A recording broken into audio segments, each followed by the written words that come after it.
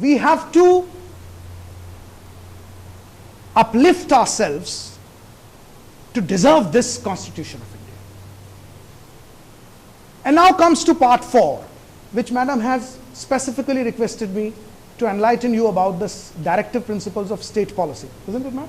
Yes.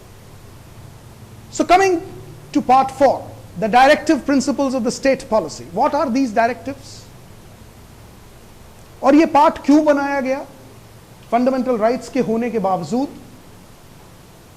और आपको ये बता दूं, ओरिजिनल कॉन्स्टिट्यूशन में फंडामेंटल ड्यूटीज नहीं थी। Article 15A was not there in the original constitution, was later on brought by the amendment. But part 4 was there in the original constitution. Part 4 was not enforceable in the original constitution. But why this part 4 was made? What is the meaning of directive principles of the state policy? The distinction between fundamental rights and the directive principles of state policy is that at the time of the promulgation of the Constitution, what existed, what rights were allotted on that day were put under part 3, and what rights are yet to be achieved to be given to the citizens, what should be the right of the citizens, is put under part 4. Is it clear now? If you have any questions, please ask. Part 3 talks about the rights given on the day of the promulgation of the Constitution. Part 4 talks about those achievements which India must do with the lapse of time. Directive principles. उन सिद्धांतों को हमारे legislative forefathers ने prescribe कर दिया कि हम ऐसा इंडिया चाहते हैं फ्यूचर में। आज हम ऐसा इंडिया दे नहीं पा रहे हैं बिकॉज ऑफ आवर लिमिटेशंस। आज हम पार्ट 3 तक ही आपको अधिकार दे पा रहे हैं, पर हम चाहते हैं कि आने वाले समय में भारत ऐसा हो, भारत के कानून ऐसे बने, भारत के सरकार की पॉलिसी ऐसी हो। तो टाइटल क्या है? Directive principles of state policy. That is why part 4 is not enforceable, because that situation has not been achieved as yet. So you cannot go to court and say साहब देखो please इसमें लिखा है और ये हमको अधिकार नहीं दे रहे। अरे अभी देने की इच्छा है, अभी हम उस अधिकार तक पहुंचे नहीं हैं। ऐसे बहुत सारे डायरेक्टिव प्रिंसिपल्स पार्ट 4 में article 36 to article 51 prescribed. You will find article 36 onwards up to article 51 directive principles of the state policy. 3 articles in this part 4 were added by amendment. So initially there were 14 articles, now it is 17 articles under directive principles of state policy. Any provision which is inconsistent with the Constitution of India will be declared void by the court. No law Parliament can make which is beyond Constitution of India. But it is a directive principle of state policy that one day India must have a uniform civil code. So the Constitution of India is that powerhouse which gives current to these statutes. And if the statute, like suppose this tube light, breaches that degree of current, will it not fuse? It will fuse. And that is called, if the statute goes beyond constitutions of India, ultra vires to the Constitution of India, then the Supreme Court declares it void. Let us come to the second classification of the Constitution of India. First 5 parts I had kept in the first classification. Second classification is, which I have put, the area of operation. Area of operation of Constitution of India is divided into 6 parts. First is union. Second is states. Third is union territory. Fourth is panchayat. Fifth is municipality. And sixth is scheduled and tribal areas. On the top of this classification is Union of India, which has the jurisdiction across India. In the entire territory, all the boundaries are covered under Union of India. That is part 5 of the Constitution of India. 4A was fundamental duty, part 5 is Union of India. Inside part 5 there are 5 chapters. Part 5 has 5 chapters. And part 6 defines states. Part 6 has 6 chapters. अब ये chapters क्या हैं? Part 5, part 6 में they denote the separation of power, जिसमें executive, judiciary and legislation are provided. Union legislation कैसा होगा, state का legislation कैसा होगा, म्युनिसिपैलिटीज का लेजिस्लेशन कैसा होगा, पंचायत का लेजिस्लेशन कैसा होगा, ट्राइबल एरियाज का लेजिस्लेशन कैसा होगा, similarly judiciary, similarly executive. Legislation of the Union of India is Parliament. It has 2 houses, Lok Sabha and Rajya Sabha. Now similarly, the legislation of the states is called Legislative Assembly. Like Union legislation is called Parliament, this is called Legislative Assembly. Few states in India, including our state of Maharashtra, has 2 houses in Legislative Assembly also.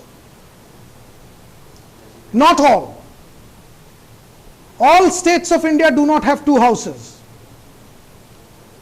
Hardly 4 or 5 states have legislative council also, like Rajya Sabha. Rest all states have only legislative assembly. Maharashtra. And similarly, the legislation of municipal councils is elected by corporators. The members, we call them corporator. They are elected members. And that conglomerate head is known as mayor. Like CM, PM, mayor. Panchayat में उसको हम कहते हैं सरपंच. वहां भी election हो रहा है. पंच और पंचों के ऊपर सरपंच. ये हो गया legislation pattern of the classification which I gave you. Union, state, municipality, panchayat, scheduled tribes. In scheduled tribes areas, the head is called the administrator. Like union territory, the head of the union territory is called administrator. In union territory also there are councils with elected members. Those are called council members. Like in municipalities it is called corporators. In union territory it is called council members and chairman of the council, elected body. Whereas like governor, there is administrator in union territory. Now executive head. Who's the executive head of India? President of India. Who's the executive head of state? Governor. Who's the executive head of union territory? Administrator. Who's the executive head of municipality? The municipal commissioner. Different from mayor. Don't get confused who's mayor, who's municipal corporation. They are different. Executive head is municipal commissioner. Elected head is mayor. Elected head is in the state is chief minister. Executive head is governor. And who's the judicial head? The Chief Justice. The Chief Justice of India, the judicial head of union, and respective states, judicial head is Chief Justice of respective state. Ye second classification I have given you, which I had said the area of constitution. As I had said you, I have divided the entire Constitution of India into 5 parts, because सब कुछ मुट्ठी में होना चाहिए. 5 हिस्सों में पूरा Constitution. Right? So the third classification is the administration of the constitutional provisions. Now, that begins from the union-state relations. Union-state relations. There is an entire part dedicated to define how will be the relations and what will be the boundaries of the relation of Union of India vis-a-vis states.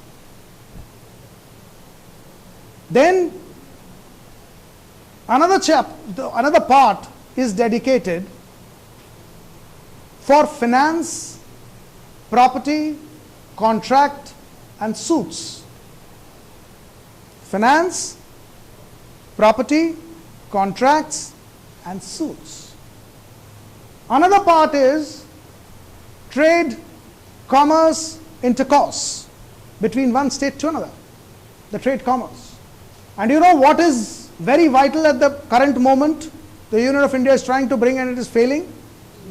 GST. And that is under part TCI, trade, commerce, intercourse. Because this is creating confusions. Every state is levying its own tax with different rate. They are putting additional municipal tax. They are putting additional VAT. So there was a prevailing confusion that one item costs different in every state. And ultimate consumer is suffering. मैं अगर मुंबई में car खरीदना चाहूं तो मुझे महंगी मिलती है ना विश्वास? और मुंबई से बाहर जाकर खरीदूं तो सस्ती मिलती है. ऐसा क्यों भाई? मैं गुजरात में खरीदूं तो अलग रेट है, मध्य प्रदेश में खरीदूं तो अलग रेट है, लेकिन कंपनी से कार एक ही रेट पर निकल रही है. पेट्रोल भरवाने जाऊं तो दिल्ली का रेट अलग, चेन्नई का अलग. हर बार रेट बढ़ता घटता टेलीविजन पे आता है ना, चेन्नई का रेट, मुंबई का. क्यों भाई? हमने क्या पाप किया कि हमें पेट्रोल अधिक पैसे में भरवाना पड़ रहा है? क्योंकि क्या हम ज्यादा मेहनती हैं, ज्यादा कमा रहे हैं, मुंबई के लोग हैं इसलिए हमको एक्स्ट्रा टैक्स? ऐसा क्यों? इस डिस्क्रिपेंसी को खत्म करने के लिए government has proposed to brought GST, which will be a universal tax all across India, levied by Union of India, will be distributed among states. Unfortunately, due to political considerations, it's failing to come, see the light, but eventually it will. We are not going into the politics of the nation, but we are understanding the constitutional provisions. That comes under the part TCI, trade, commerce, intercourse. Then there's another part called services. Union services, state services, which is called UPSC, state PSC, MPSC, GPSC, whatever, every state. So these are public services. And there are different service commissions. Then there are tribunals, specifically constituted courts. Now, all this comes under third classification. There is a part for languages, official languages of India. And you know how many languages have been recognized by Constitution? 22 languages.